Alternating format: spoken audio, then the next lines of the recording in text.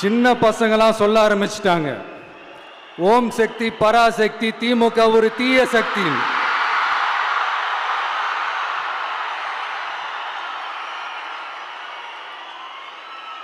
அதனால இந்த தமிழ்நாடு இன்னொன்று வேற ஒன்று சொல்றாங்க. அது என்னடான்னா, தமிழ்நாட்டு அணி டெல்லி அணியா. கிரிக்கெட்ல கூட தமிழ்நாட்டு அணியை டெல்லி அணியால தொட்டு கூட பார்க்க முடியாது.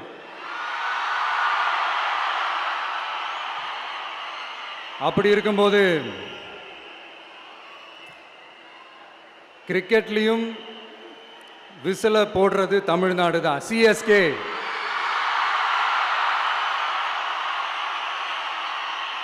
வரப்போற எலெக்ஷன்லயும் விசில போட போறது நம்ம டிவிக்கே தான்.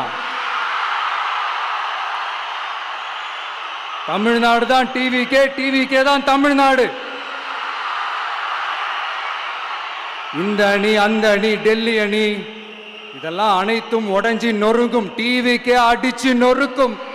எனக்கும் என்னுடைய மக்களுக்கும் நடுவுல வேற யாராலையும் உள்ள நுழையவே முடியாது. இது ஒரு அம்மா பையன் உறவு, அப்பா புள்ள உறவு, அண்ணன் தங்கச்சி உறவு, அண்ணன் தம்பி உறவு, அக்கா தம்பி உறவு.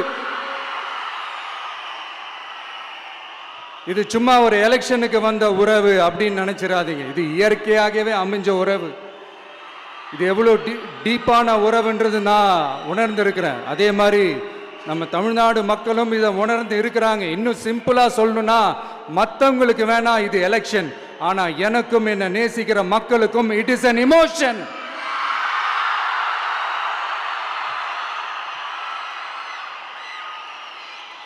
And it is not an ordinary emotion. It is a powerful oceanic emotion. இப்படி இருக்கும்போது வீட்டுக்கு வீடு விஜய், தமிழ்நாட்டுக்காக விஜய், வெற்றி பேரணியில் தமிழ்நாடு, இது எல்லாமே 100% இந்த எலெக்ஷன்ல அது ப்ரூவ் ஆகும். நீங்க எல்லாரும் எனக்கு இன்னொரு உறுதிமொழியை ஒன்று கொடுக்கணும்.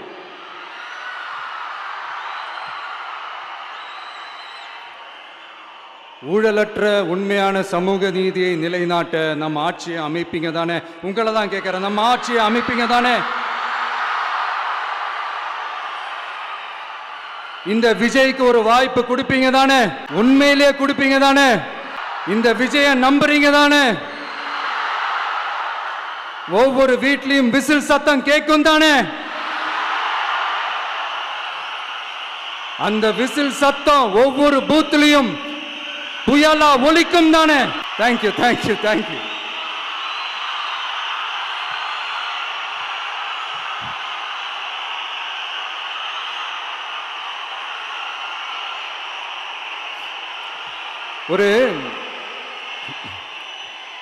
ஒரு டாக்டர் இருக்காருன்னா நாம எப்போ அவரை பத்தி யோசிப்போம்?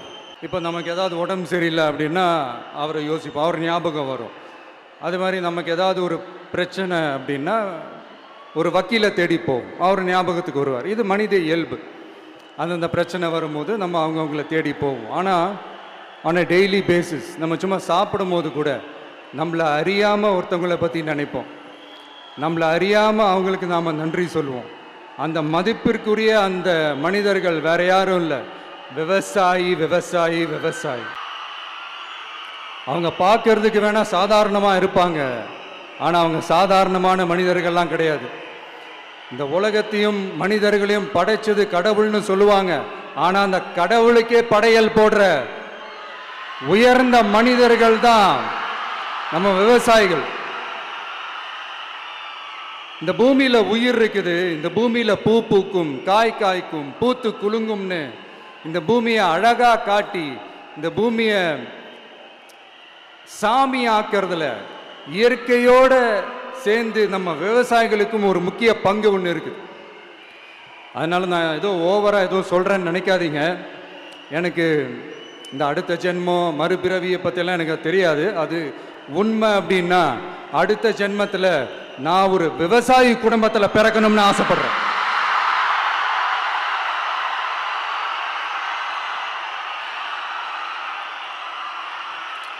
எனக்கு விவசாயத்தை பற்றி டீட்டெயில்டாக தெரியாது தான், நான் ஒத்துக்கிறேன். அதனால் மற்றவங்க மாதிரி நானும் டெல்டாக்காரன் தான் அப்படின்னு உங்கள் காதில் டால்டா ஊத்தலாம் நான் வரல. எனக்கு விவசாயத்தை பற்றி டீட்டெயில்டாக தெரியலனா கூட அவங்க படுற கஷ்டங்களை பற்றி எனக்கு நல்லாவே தெரியும்.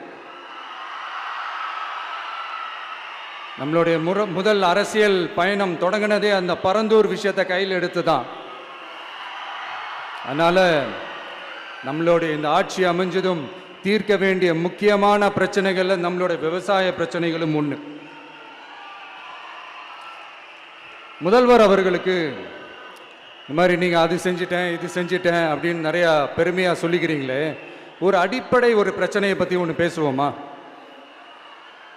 கொஞ்ச நாளைக்கு முன்னாடி ஐநா சபை ஒரு ரிப்போர்ட் ஒன்று வெளியிட்டிருந்தாங்க. அது கூட தினத்தந்தி நியூஸில் கூட வந்துச்சு. உடனே கூகுள் பண்ணி எதுவும் தேடாதீங்க, உங்கள் ஏஜென்சி வச்சு எதுவும் சர்வே கிருவே எடுக்காதீங்க. எதுக்கு உங்களுக்கு சிரமம்? நானே என்னன்னு சொல்கிறேன். தண்ணீர் திவால் அப்படின்ற அந்த தலைப்பில் தண்ணியே இல்லாமல் திவால் ஆக போகுது அப்படின்ற அந்த கட்டுரை படிக்கும்போது உண்மையிலேயே மனசுக்கு ரொம்ப பகீர்னு இருந்தது. இந்தியாவிலேயே அது முக்கியமாக நம்ம தமிழ்நாட்டில் இன்னும் கொஞ்ச காலத்திலேயே தண்ணியே இல்லாமல் திவாலாக போகுதான். அதுக்கு காரணம் நிலத்தடி நீரை பாதுகாக்காமல் விட்டது தான் காரணமாக. மண்ணையும் மணலையும் கொள்ளையடிச்சா பின்ன வேற என்ன நடக்கும்? மலைகளை முழுகினா பின்ன வேற என்ன நடக்கும்? கனிம வளங்களை கொள்ளையடிச்சா பின்ன வேற என்ன நடக்கும்? இந்த மணல் கொள்ளையில் ஈடுபட்டவங்களை மேலே நீங்கள் சரியாக நடவடிக்கை எடுக்கலைன்னு அது போதுமானதாக இல்லை அப்படின்ட்டு சென்னை உயர்நீதிமன்றம் சொன்னிச்சே, மறந்துட்டீங்களா? இந்த மணல் கொள்ளை, கனிம வள கொள்ளை, இதுக்கெல்லாம் காரணம் மணல் மாஃபியா குரூப் தான் மதுரை உயர்நீதிமன்றம் அந்த கிளை சொன்னிச்சு. அதை மறந்துட்டீங்களா? இந்த மணல் மாஃபியா குரூப்புக்கு ஆதரவு அளிக்கிறது யாரு? உங்க திமுக கவர்மெண்ட் தானே. அது இல்லைன்னு சொல்ல முடியுமா? அவங்களோட டீலிங்ல இருக்கிறது யாரு? நீங்க தானே. அது இல்லைன்னு சொல்ல முடியுமா? தண்ணி திவாலாக போகுது, மணல் திவாலாக போகுது, கனிம வளம் திவாலாக போகுது. மொத்தத்தில் உங்க ஆட்சியில் தமிழ்நாடு திவாலாக போகுது. கடன் மேல கடன் வாங்கிட்டு உங்க கவர்மெண்ட்டே குப்பராட்சி படுத்துக்குச்சு. உங்ககிட்ட பேசுறதும் ஒன்று தான். சரி, அதை விடுங்க.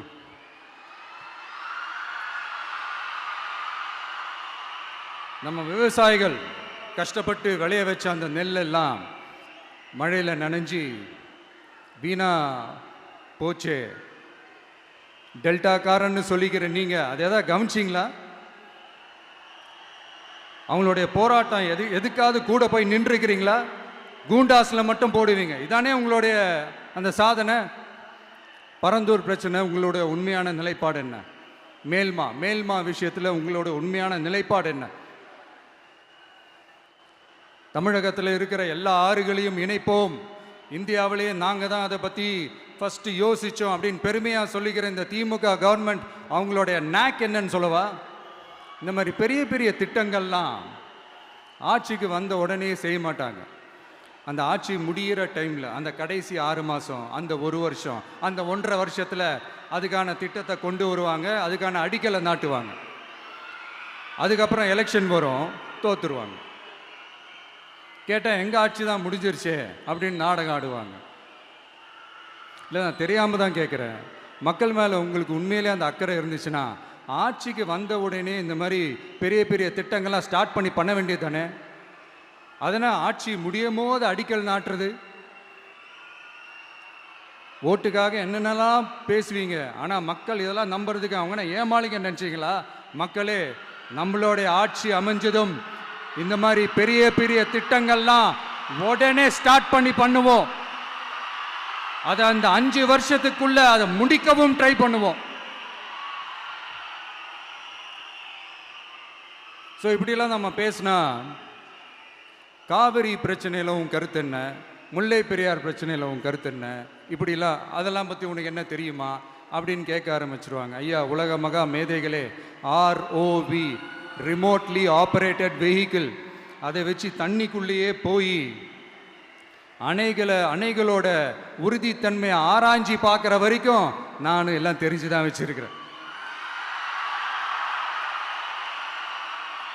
ஒருத்தன் சைலண்டாக இருக்கான், அமைதியாக இருக்கான்னா உடனே அவனுக்கு எதுவுமே தெரியாதுன்னு நினச்சிடாதீங்க. சும்மா கருத்து சொல்லிக்கிட்டு கம்பு சுற்றிக்கிட்டு இருந்தால் எல்லாமே நடந்துருமா? நசன் பேசி அதை கேட்டு மக்கள் வெறுத்து போயிட்டாங்க.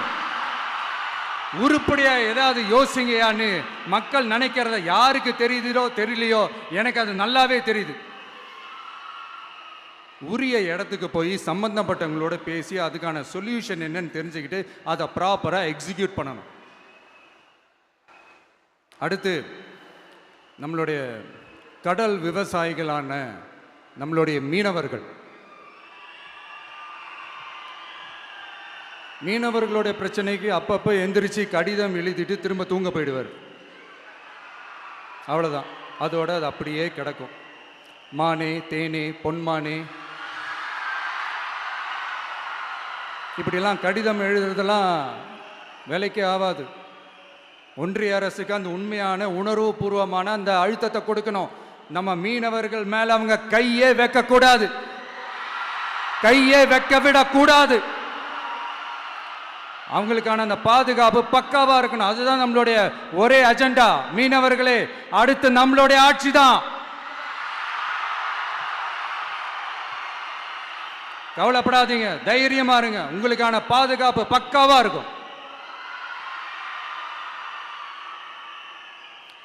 இப்படி இருக்கும்போது அடுத்ததும் நாங்கள் தான் அப்படின்னு சிஎம் சார் சொல்லுவாங்க. அதெல்லாம் நடக்கவே நடக்காது. 2வது முறை வந்ததெல்லாம் சரித்திரமே கிடையாது. இந்த சைனாவில் கிரேட் வால் ஆஃப் சைனா கேள்விப்பட்டிருப்பீங்க. அதோடைய நீளத்தை விட பெரிய டாஸ்க் இது. ஆனானப்பட்ட அவங்க அப்பாவாலே முடியல.